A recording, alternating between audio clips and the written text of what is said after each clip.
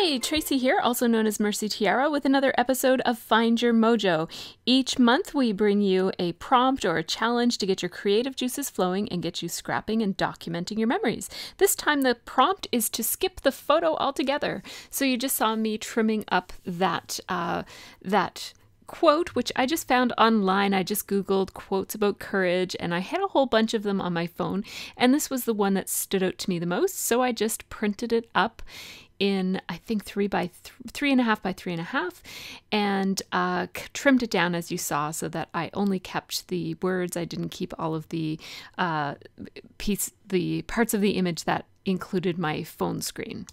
Now today I'm scrapbooking with the Acorn Avenue scrapbook kit, which is from SCT Delivered, and I'm starting with this really lovely background paper that's a white and black pattern, and I cut the center out of it so that I could use that pattern again for another page, but I want that to be the matte on my photo. And now this will be my background paper, this piece of craft cardstock that comes in the kit, and so I just trimmed a 1/2 inch off of 2 adjacent sides of that piece of cardstock, and that's going to give me a nice 1/4 inch mat all the way around my background.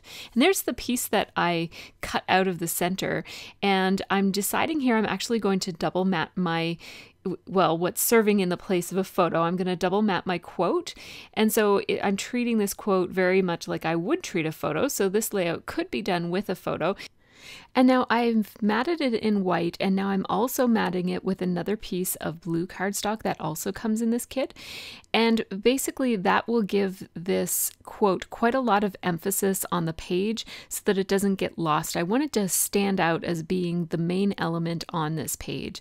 So now I'm just having a look at some of the embellishments that come in this kit, and I'm mostly going to be drawing from the die cuts in the kit. So I'm pulling out some of the embellishments that I think are relevant to the message that I have for this page, which has to do with courage. And so I like butterflies for concepts like courage and hope, because it's the idea of kind of like flight and change and kind of perseverance, and all of those ideas I think go quite well with butterflies. And these butterflies from the Escape the Ordinary collection from Pink Fresh are really funky and beautiful. They're really different than most butterflies.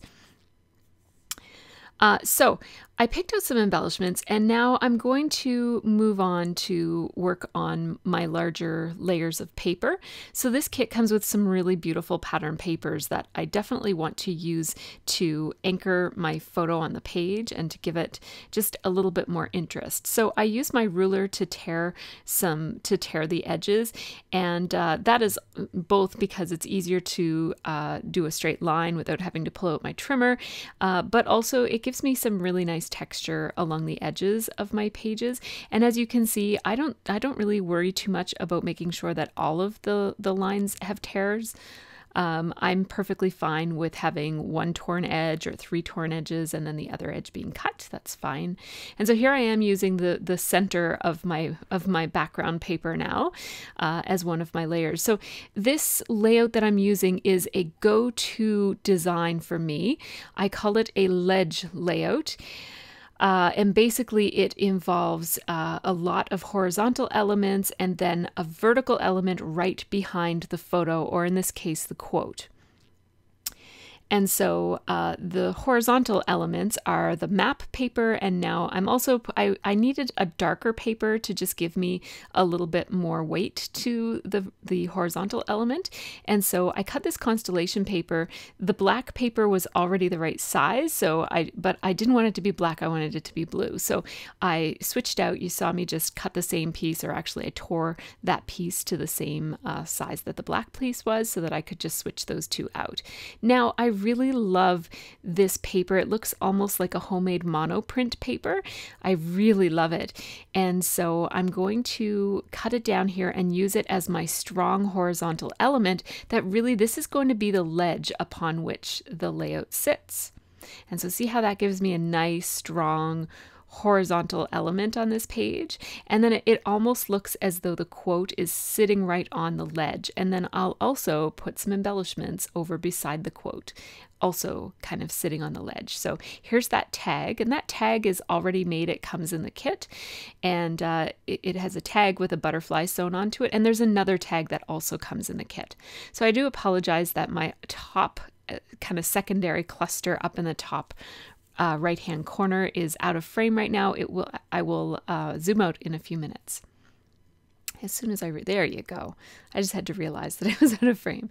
So there's also that really beautiful wood grain maple leaf in this kit, and I really love that maple leaf, so I definitely want to use that on this page.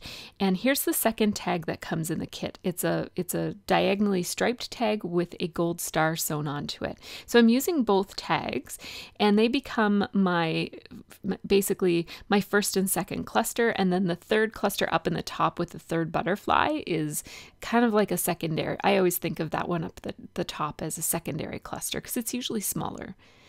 So I want a few elements from each, like I want to repeat elements among my 3 clusters. And so I have a butterfly in each cluster. I want a couple of stars in each cluster. Those are also from the die cut set. And then something else from each cluster. So my 2 main clusters will also have tags, and then the smaller cluster, because it doesn't have a tag, will have a quote instead. It's a phrase. It says, "Embrace the detour." Now, I want to call this Remember. I thought about calling it Always Remember, and I also thought about calling it Remember This. But I, in the end, decided to go with Remember. These Pink Fresh letter stickers that come in this kit are some of my favorite letter stickers from the whole year. I love these letters. They are wood veneer, and they are half gold and half plain. And I just love the block font of these letters. They're just awesome. And when I figured out that they conveniently fit perfectly, the word remember fits perfectly along the side of the photo here. It's not a photo, but the quote. I just had to use it there. So it found its home pretty easily. And that's one of the benefits of putting out your titles on wax paper, is you can really audition them around in different places on your page before you decide where it belongs.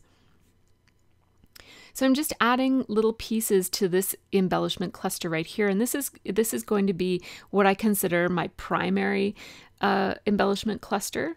So if I were to put some journaling, I would put it right around this cluster, like maybe over to the right of the leaves, like just under that blue star if I had a few words to write.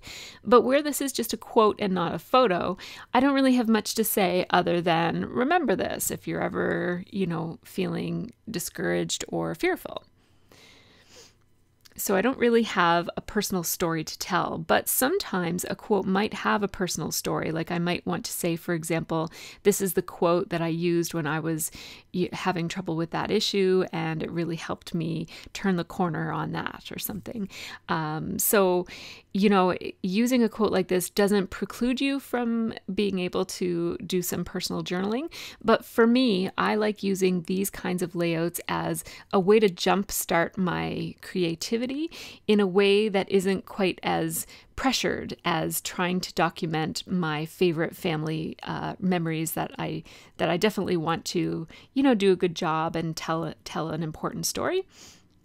So this is what I might consider a warm-up layout.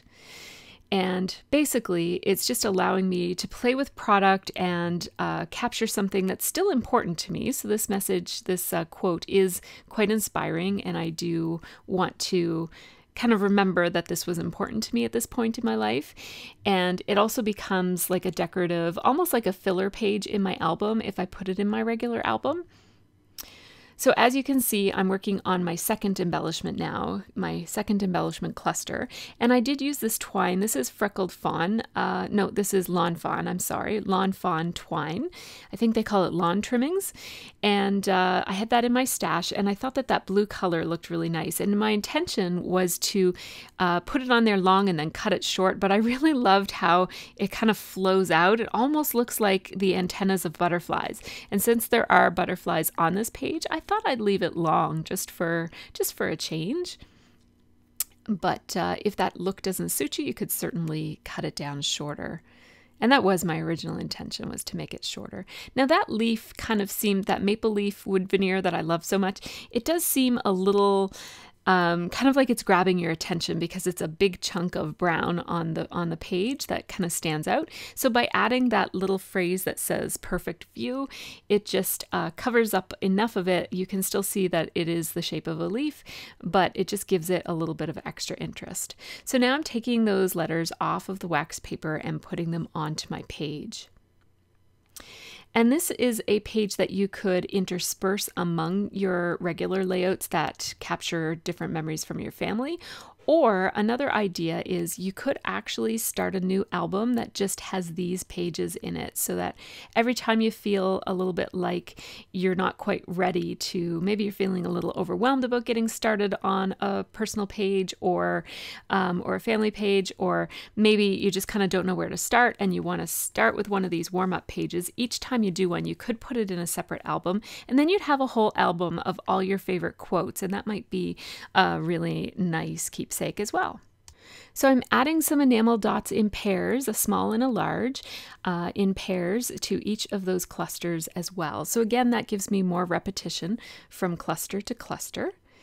And now at this point, I would normally sew around the outside edge, but today I am going to outline around the outside edge instead. And this is because a few people have been commenting that a lot of my layouts lately have had sewing on them, and not everybody has a sewing machine. So I just wanted to show that you can get a really, really similar effect with a very low-tech tool like just your regular pen. And it really does give the same effect. Not quite as much texture as sewing, but it still frames in the layout quite nicely. And I quite like the look. So I added another wood veneer. It's actually from the same letter set that I spelled out remember. It's a hashtag.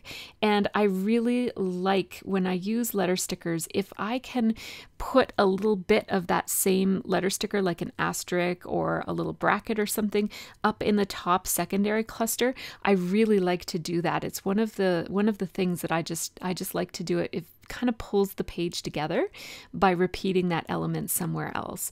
And now I am going to actually outline not all of the papers, but a lot of the papers. I often outline my papers, but lately I haven't been. And usually if I'm going to outline my papers, I do it before I put the whole layout together. But I just decided after the fact that I think I'd like to outline these pages. And you could ink the edges. It would give you the same effect.